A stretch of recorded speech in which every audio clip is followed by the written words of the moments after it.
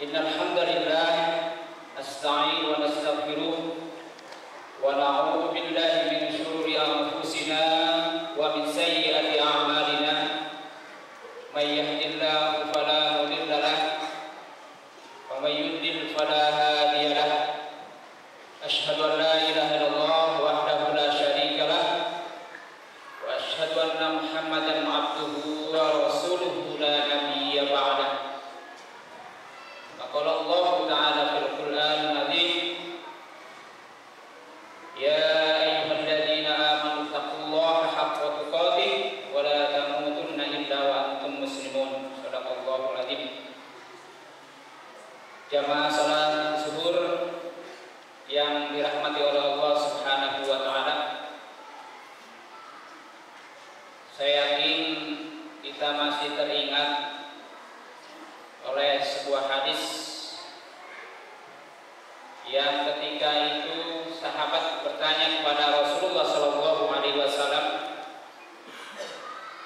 ya Rasul, kata sahabat ini bertanya kepada Rasul, siapa orang yang harus saya hormati? Maka Rasulullah Sallallahu Alaihi Wasallam menjawab, ibumu.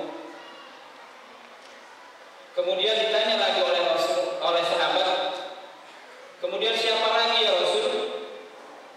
Ibumu. Selanjutnya ditanya lagi, siapa lagi ya Rasul? Ibumu. Baru terakhir ditanya lagi oleh sahabat, siapa lagi ya Rasul? Bapakmu. Hadirin jamaah rahimakumullah, ini mengandung sebuah pelajaran yang luar biasa bagi kita semuanya. Kita sebagai manusia yang pernah menjadi anak-anak dan dewasa setelah itu punya anak, bahwa kita diajarkan oleh Rasulullah Sallallahu Alaihi Wasallam ada orang-orang tertentu yang mesti kita hormati. Di antaranya adalah kedua orang tua kita, yakni ibu dan bapak kita. Hadis ini sejalan dengan firman Allah di dalam surat Al-Ahqaf ayat 15. Allah Subhanahu wa taala berfirman, a'udzu billahi minasyaitonir rajim, bismillahirrahmanirrahim. Wa wassaynal insana biwalidayhi ihsana hamalathu ummuhu kurhan wa wada'athu kurha. Kata Allah Subhanahu wa taala, aku perintahkan kepada manusia untuk berbuat baik kepada ibu bapaknya. Hadirin rahmatullah, subhanallah, hadis dan ayat ini suatu perintah yang mesti kita taati dan mesti kita junjung sebagai anak dalam rangka berbakti kepada kedua orang tua kita.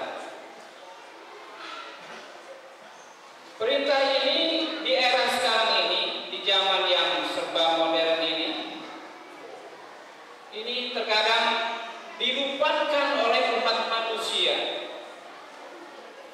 Oleh karena itu wajar kalau kita melihat fenomena kehidupan sekarang ini, banyak sekali cerita-cerita, berita-berita bagaimana seorang anak yang tega membunuh ibunya, yang tega membunuh bapaknya. Ini sering terjadi dalam kehidupan kita sekarang ini. Tentu hal ini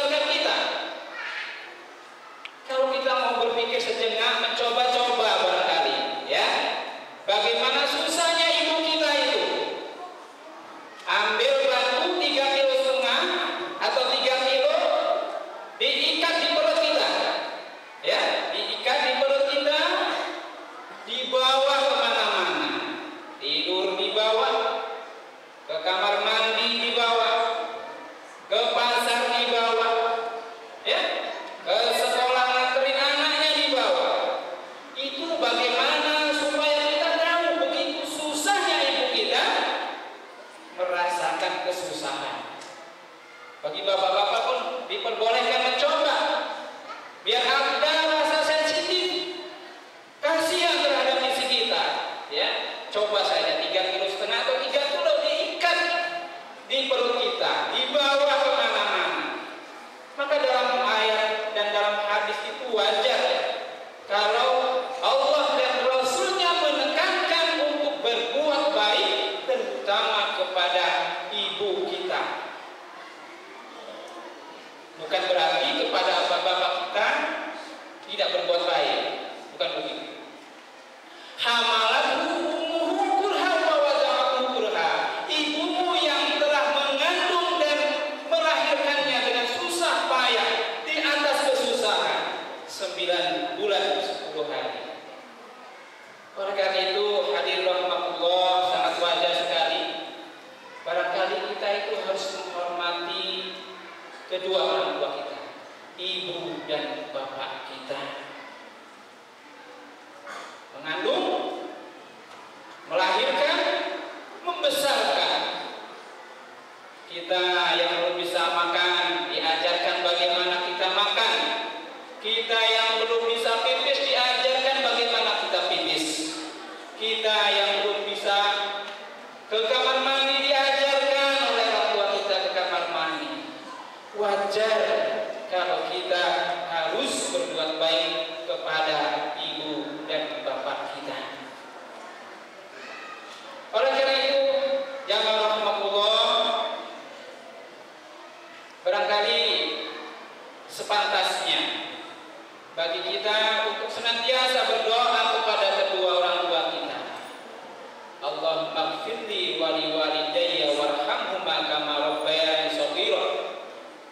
Ya Allah, ya Rabbi, kasihanilah kedua orang tua kita sebagaimana beliau mengasihi aku semenjak kecil. Wajar kalau doa ini kita senantiasa panjatkan sehabis sholat, mengingat perjuangan bapak dan ibu kita begitu berat. Begitupun sebaliknya, kita sebagai orang tua meminta kepada Allah Subhanahu wa taala, Rabbana hab lana min azwajina wa dhurriyyatina qurrata a'yun. Ya Allah, jadikanlah anak-anakku, jadikanlah keturunanku orang-orang yang menyenangkan hati, qurrata a'yun. Sehingga ada timbal balik barangkali anak yang mau menghormati orang tuanya, kemudian orang tua yang mau mendoakan anaknya. Insya Allah ketika ada timbal balik di antara keduanya, kelak anak-anak kita menjadi anak-anak yang soleh, anak-anak yang solehah, anak-anak yang senantiasa mendoakan kita. Bahkan kita tahu bahwa anak-anak kita adalah investasi akhirat kita, sebuah amalan yang semua akan kita tinggalkan kecuali diantaranya adalah doa anak yang soleh. Insya Allah doa anak soleh ini akan sampai walaupun kita sudah sampai ke alam baka menghadap Allah Subhanahu wa taala. Oleh karena itu, hadirin rahmatullah, mari kita bersama-sama untuk mendidik kita, anak-anak kita menjadi anak-anak yang senantiasa berbuat baik kepada kedua orang tuanya. Melalui pendidikan di SDID ini, mari kita anak-anak kita arahkan. Jangan sampai anak-anak kita di lingkungan pendidikan kita ini yang seharusnya baik menjadi tidak baik. Nah, ini salah. Ya. Ada hal-hal tertentu yang barangkali bisa kita tegur, kita arahkan. Jangan sampai anak-anak kita yang dalam tanggung jawab kita di sekolah ini kita diamkan ketika anak-anak kita berbuat yang kurang baik. Terima kasih.